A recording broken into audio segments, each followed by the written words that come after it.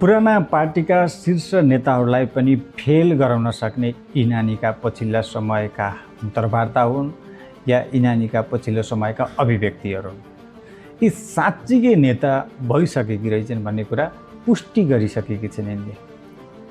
पछिल्लो समयमा प्रहरीले अन्टसन्ट बोले, उजुरी लिएर जाँदा साइबर ब्युरोमा अन्टसन्ट बोले, तल्लो स्तरका गाली बेइज्जती गरे, अपशब्दहरू बोले, रफ शब्दहरू बोले भनेर साइबर ब्युरोलाई, नेपाल प्रहरीलाई नै लालछाना लगाएकी थिइन्, आरोप लगाएकी थिइन्। उक्त विषयलाई नेपालको साइबर ब्युरो, नेपाल प्रहरीले खण्डन गरिसकेको छ, विज्ञप्ति निकालिसकेको छ। झुट र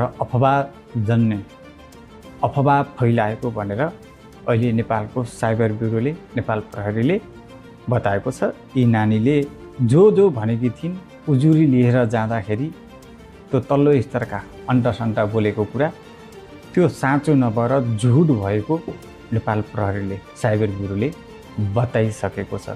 यसबाट पुष्टि हुन्छ कि पुराना पार्टीहरू झुट बोलेर, नचाहिने कुरा बोलेर जसरी राजनीतिक नेता बने, जसरी देशकै राजनीतिक विश्लेषक पनि बने, आज उनीहरूलाई पनि उछुनिसकेकी छिन् यी नानीले।